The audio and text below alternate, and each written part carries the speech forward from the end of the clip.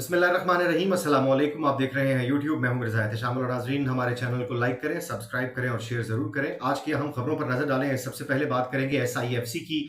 तो SIFC में अली अमीन गंडापुर भी आज शरीक हुए और उन्होंने अपने हकूक़ के हवाले से बात करी। इस हवाले से तफसीलात आपको देंगे। दूसरी अहम खबर है जनाब, मोहम्मद बिन सलमान ईरान का दौरा करने जा रहे हैं। और मोहम्मद बिन सलमान ईरान का दौरा इन हालात में क्यों करने जा रहे हैं?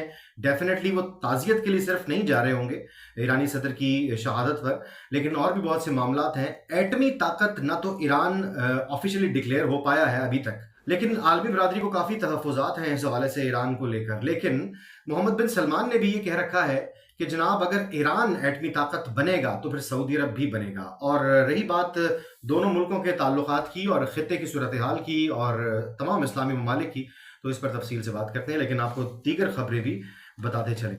इसराइली इक़दामात को लेकर दुनिया भर में एक तशवीश की लहर दौड़ी हुई है। फ़लस्तीन के हवाले से मुख्तलिफ यूरोपीय ममालिक, जिसमें आयरलैंड, नॉर्वे और दीगर ममालिक शामिल हैं, वो फ़लस्तीन को रियासत के तौर पर तस्लीम करने जा रहे हैं। तो ये सारी सूरत हाल किस तरफ जा रही है, इस पर भी बात करेंगे। हमास ने आलमी अदालत इंसाफ के फैसले का खैर मकदम किया है, लेकिन कहा है कि आलमी अदालत का फैसला सिर्फ नाकाफी है।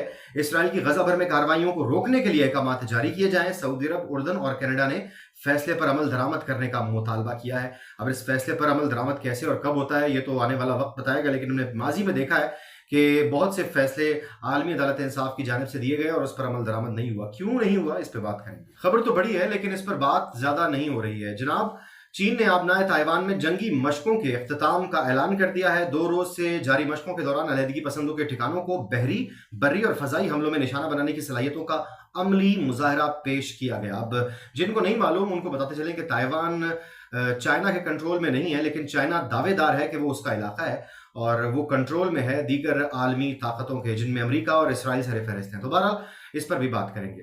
और जनाब, बात करेंगे क्रिकेट की, क्योंकि पाकिस्तान क्रिकेट टीम ने T20 वर्ल्ड कप से पहले ना सिर्फ न्यूजीलैंड के खिलाफ खराब परफॉर्मेंस दी, आयरलैंड के खिलाफ भी अच्छी खासी खराब परफॉर्मेंस दी। वो कि सीरीज हम जीत गए, लेकिन उस लेवल की टीम के साथ जिस तरह की क्रिकेट खेली जा रही थी वो हमारा मयार नहीं है। सबसे पहले बात करेंगे SIFC के हवाले से। तो SIFC पाकिस्तान की तरक्की और खुशहाली की जमानत है। कारकर्दगी के नाकदीन की जबानों को ताले लगा दिए हैं। सूबों और आलमी इदारों ने भी मुकम्मल एतमाद का इजहार किया है। वजीर आजम शहबाज शरीफ ने SIFC इजलास से खिताब किया। कहा, दोस्त ममालिक हर मुमकिन ताउन को तैयार हैं। सऊदी अरब के बाद UAE का $10 अरब सरमायाकारी का ऐलान बड़ी कामयाबी है।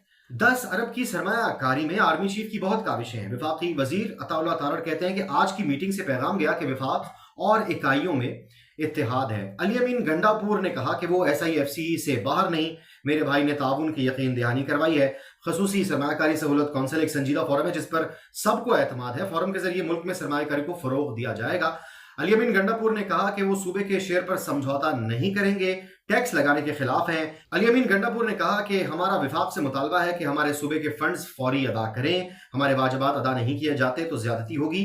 SIFC के जरिए सरमायाकारी का खैर मकदम करेंगे। वो जैसे कहते हैं, कुफल टूटा खुदा खुदा करके। तो अली अमीन गंडापुर शामिल तो हुए, लेकिन जो अमीर मकाम है नून लीग के रहनुमा, उन्होंने कहा है कि अगर आप में हिम्मत है तो कारकर्दगी में मरीम नवाज की कारकर्दगी का मुकाबला करके दिखाएं। तो अमीर मकाम साहब को ये बात करने से पहले सोचना चाहिए था कि उनकी हुकूमत आई किस तरह से है और उनकी हुकूमत पर अब तक कितने सवालात हैं और वो जस्टिफाई नहीं करते अपनी हुकूमत को।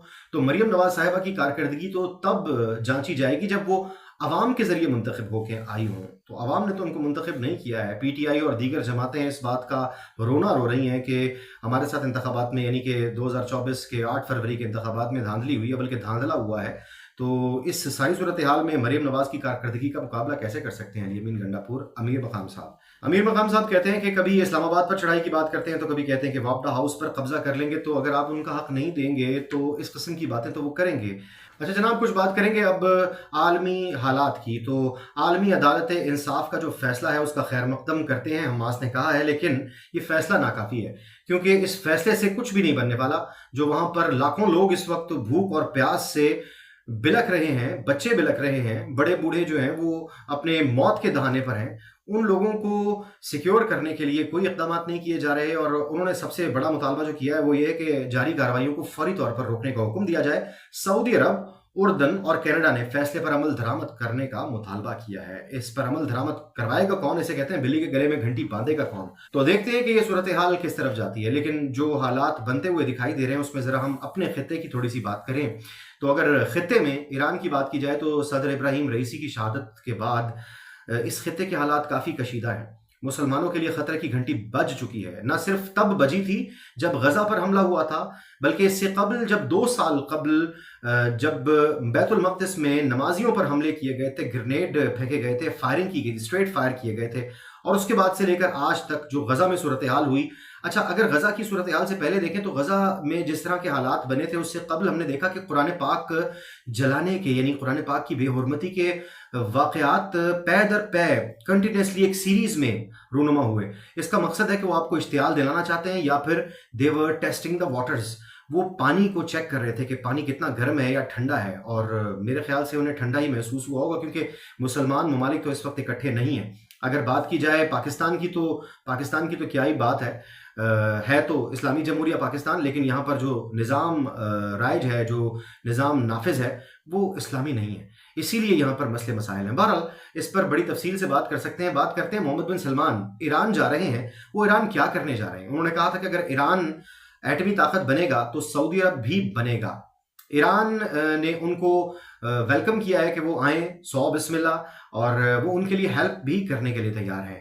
ایسا لگتا ہے کہ مسلمان ممالک کو اس بات کا اندازہ ہو گیا ہے کہ جس طرح سے غزہ یعنی فلسطین میں صورتحال پیدا ہو چکی ہے، اور جس طرح سے اسرائیل ہٹ دھرمی پر قائم ہے، کہیں ایسا نہ ہو کہ فلسطین کے بعد دیگر ممالک کا نمبر بھی آئے، کیونکہ ہم نے دیکھا کہ افغانستان ہو، عراق ہو، یا پھر شام ہو، یا پھر دیگر مسلم ممالک جس میں لیبیا بھی شامل ہے، اور افغانستان کی صورتحال تو ہمارے بالکل پڑوس میں، ہم نے دیکھا مسلمانوں کے ساتھ ایک خطرناک رویہ اختیار کیا جا رہا ہے۔ یہ جو قرآن پاک کو جلانے کے واقعات ہیں، آج پاکستان میں بھی ایک واقعہ پیش آیا ہے، اور ہم سمجھتے ہیں کہ اس حوالے سے زیادہ بات نہ کی جائے، بس اتنا بتایا جائے کہ یہ دشمن کی چال ہے، اور دشمن آپ کو اشتعال دلانا چاہتا ہے۔ یہ واضح کر دینا چاہتا ہوں میں کہ دشمن کی چالوں کو سمجھیں، اور دشمن آپ کا وہی ہے جسے قرآن نے دشمن کہا ہے، یعنی یہود و نصارہ، تو وہ آپ کے کبھی دوست نہیں ہو سکتے۔ اور اس وقت کی صورتحال اگر ہم دیکھیں تو ہمیں باقاعدہ نظر آتا ہے کہ وہ ہم سے دوستی نبھانے نہیں جا رہے ہیں، وہ مسلمانوں کا قتل عام کرنے کے ارادے سے ہیں، وہ دنیا میں تیسری جنگ عظیم چھیڑنے کے ارادے سے ہیں، اور یہ ان کی کتابوں میں لکھا ہے، یا پھر ان کی تعلیمات ہیں، یا پھر ان کا پلان ہے۔ یہ جو شیطانی طاقتیں ہیں یا طاغوتی طاقتیں ہیں، یہ پوری دنیا میں تھرڈ ورلڈ وار کو چھیڑنا چاہتی ہیں، اور اس کے لیے یوکرین کو پلیٹ فارم بنایا جائے، فلسطین کو پلیٹ فارم بنایا جائے، یا پھر جو ایشیا کا خطہ ہے اس میں کسی بھی مقام کو، اس میں افغانستان بھی ہو سکتا ہے جہاں پر وہ کوشش کر چکے ہیں، اس میں ایران بھی ہو سکتا ہے جہاں پر انہوں نے ریسنٹ کوشش کی ہے، اس میں پاکستان بھی ہو سکتا ہے، اس میں دیگر ممالک بھی ہو سکتے ہیں۔ تو محمد بن سلمان ایران جا رہے ہیں جناب، اور کیا ایران عرب ممالک کو یعنی سعودی عرب کو نیوکلیئر ٹیکنالوجی دینے جا رہا ہے؟ تو آفیشلی تو وہ دے نہیں سکتا، کیونکہ ڈیفینیٹلی اس پر پابندیاں ہیں، وہ اس طرح کا اقدام نہیں کر سکتا، لیکن ان آفیشلی دے سکتا ہے۔ جس طرح سے ہم نے دیکھا کہ کوریا کے بارے میں کہا جاتا ہے کہ کوریا کو بھی ٹیکنالوجی کسی نے دی، اور پاکستان کے بارے میں بھی یہی کہا جاتا ہے کہ پاکستان کے پاس بھی ٹیکنالوجی کہیں سے آئی۔ تو جب ایسے حالات ہوتے ہیں تو بائی ہک اور کروک آپ کو جنگ لڑنی پڑتی ہے، کیونکہ اگر اگلے کے ہاتھ میں بندوق ہے تو آپ تلوار سے اس کا مقابلہ نہیں کر سکتے۔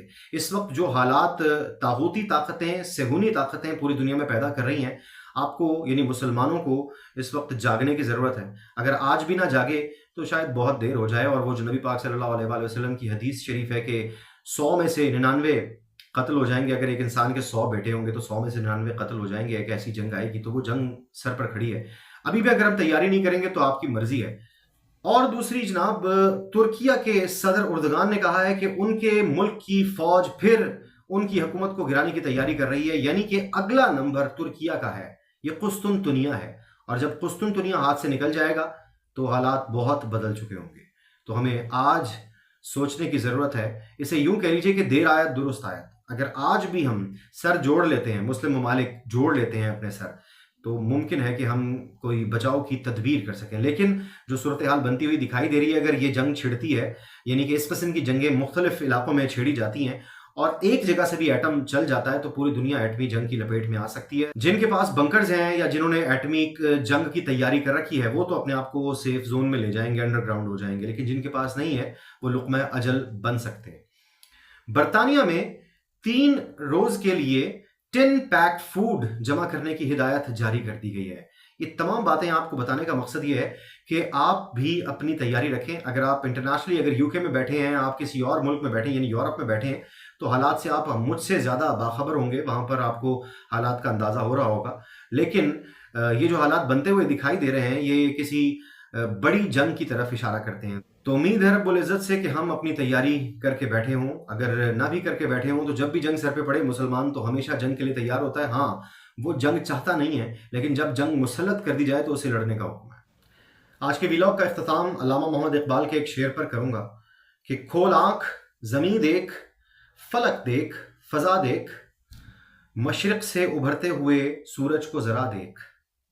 مشرق میں کیا آتا ہے اور مشرق میں کون کون ہے، اس پر بغور جائزہ لینے کی ضرورت ہے، کیونکہ اگر ابھی نہیں تو پھر کبھی نہیں. مرزا احتشام اللہ کو اجازت. اللہ نے نگہبان.